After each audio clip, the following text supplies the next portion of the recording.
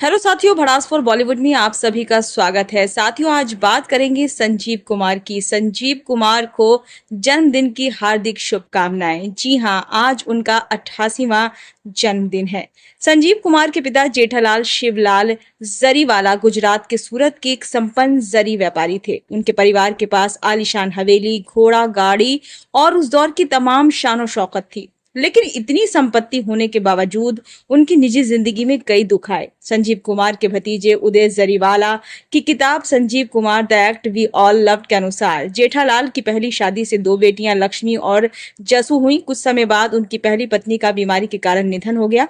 इसके बाद उन्होंने दूसरी शादी की। दूसरी पत्नी ने एक बेटी भगवती को जन्म दिया, लेकिन प्रसव के दौरान उनका भी निधन हो गया। इसके बाद जेठालाल की तीसरी शादी शांता बेन से हुई। शांता बेन की सबसे बड़ी इच्छा थी कि परिवार को एक बेटा मिले। इसके लिए वो महाराष्ट्र गुजरात सीमा पर स्थित चारोटी के माता मंदिर में जाकर मन्नत मांगती थी। उन्होंने प्रण लिया कि यदि बेटा हुआ तो उसे 10 साल तक दान में मिले कपड़े पहनाएंगी और उसका मुंडन भी उसी मंदिर में कराएंगी। करीब 5 साल बाद उनकी मन्नत पूरी हुई और 9 जुलाई 1938 को हरिहर जरीवाला का जन्म हुआ।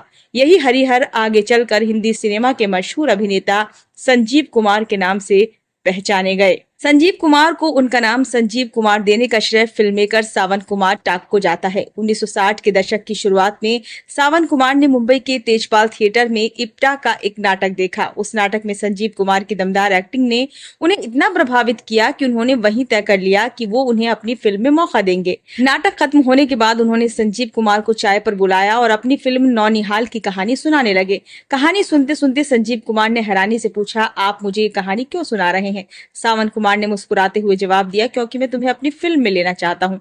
हालांकि सावन कुमार की एक शर्त थी। उन्होंने कहा कि हरिहर जरीवाला नाम फिल्मों के लिए इतना प्रभावशाली नहीं लगता। उस दौर में राजकुमार, दिलीप कुमार, मनोज कुमार और राजेंद्र कुमार जैसे कलाकारों का नाम खूब चल रहा था। इसलिए उन्होंने पहले संजय कुमार नाम सुझाया, लेकिन उसी समय एक्टर संजय खान भी इंडस्ट्री में आ चुके थे। ऐसे में दोनों ने मिलकर नया नाम चुना, संजीव कुमार। संजीव कुमार का नाम एक्ट्रेस नूतन से भी जुड़ा। संजीव कुमार और नूतन की मुलाकात 1968 में फिल्म गौरी के सेट पर हुई और बाद में देवी की शूटिंग के दौरान उनकी दोस्ती और गहरी हो गई। एक पत्रकार ने अपने इंटरव्यू में कहा था कि नूतन और उनके पति रजनीश बहल के बीच किसी बात को लेकर झगड़ा हो गया। संजीव कुमार ने हालात संभालने की नीयत से रजनीश बहल को फोन किया था, लेकिन इसका उल्टा असर हुआ और उनके पति का गुस्सा और बढ़ गया।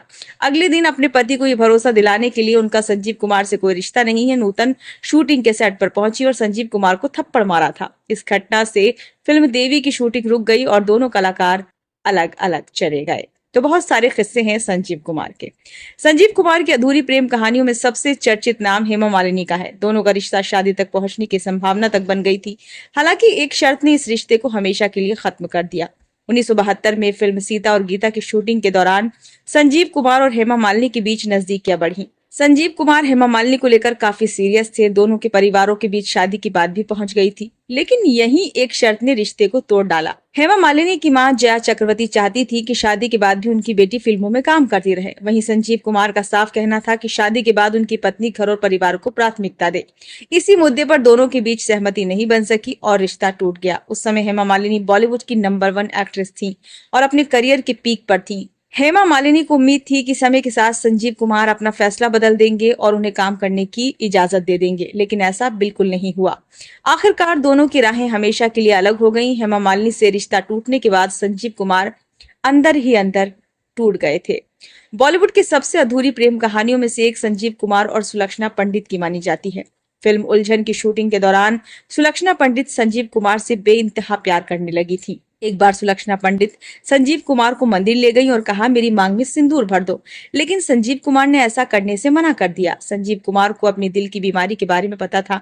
उनका मानना था कि वो लंबी जिंदगी नहीं जी पाएंगे, इसलिए वो किसी लड़की की जिंदगी अपने साथ जोड़कर उसे दुख नहीं देना चाहते थे। संजीव कुमार ने इनकार कर दिया और सुलक्षणा पंडित ने जीवन भर फिर शादी नहीं की।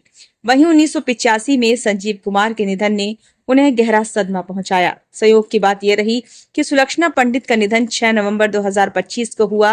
वहीं 6 नवंबर 1985 को संजीव कुमार ने इस दुनिया को अलविदा कहा था। यानी कि 6 नवंबर को ही संजीव कुमार इस दुनिया से गए और 6 नवंबर को ही सुलक्षणा पंडित ने इस दुनिया से अलविदा कहा। यानी कि इतनी मोहब्बत थी कि ऊपर वाले ने भी कहा कि चलो तुम इतनी मोहब्बत करती हो संजीव से तो तुम्हें उसी दिन हम ले लेंगे।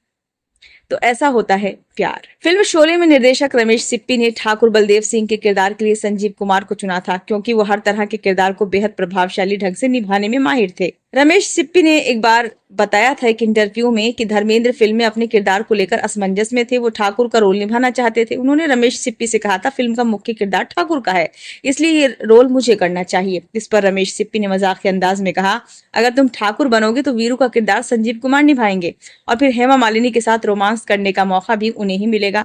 बस यही बात सुनकर धर्मेंद्र ने अपना इरादा बदल दिया और फिल्म में वीरू का किरदार निभाने के लिए तैयार हो गए। आपको बता दें कि संजीव कुमार के भी बहुत सारे किस्से रहे हैं और बहुत अच्छी अच्छी फिल्में संजीव कुमार ने इस इंडस्ट्री को दी हैं। लेकिन अगर हम बात करें तो 1984 में निकुल जरीवाला को दूसरा हार्ट अटैक आया और उनका निधन हो गया। वहीं संजीव कुमार अमेरिका गए तब मशहूर हृदय रोग विशेषज्ञ डॉक्टर डेंटन कुली ने कहा था कि उनका दिल सिर्फ 10% क्षमता पर काम कर रहा है। हालांकि उनकी बाईपास सर्जरी सफल रही। उसके बाद संजीव कुमार फिर काम में पूरी तरह जुट गए। डॉक्टरों की सलाह के बावजूद वो ना सिगरेट छोड़ पाए और ना शराब और ना ही अपनी व्यस्त दिनचर्या। फिर 6 नवंबर 1985 को उन्हें चौथा हार्ट अटैक आया। इस बार उन्हें बचाया नहीं जा सका। महज 47 साल की उम्र में उनका निधन हो गया। उनके जाने के सिर्फ 6 महीने बाद 1986 में भाई किशोर जरीवाला का भी हार्ट अटैक से निधन हो गया। तो कैसी लगी आपको संजीव कुमार की कहानी? कमेंट जरूर करें। अब हमें इजाजत दीजिए। धन्यवाद।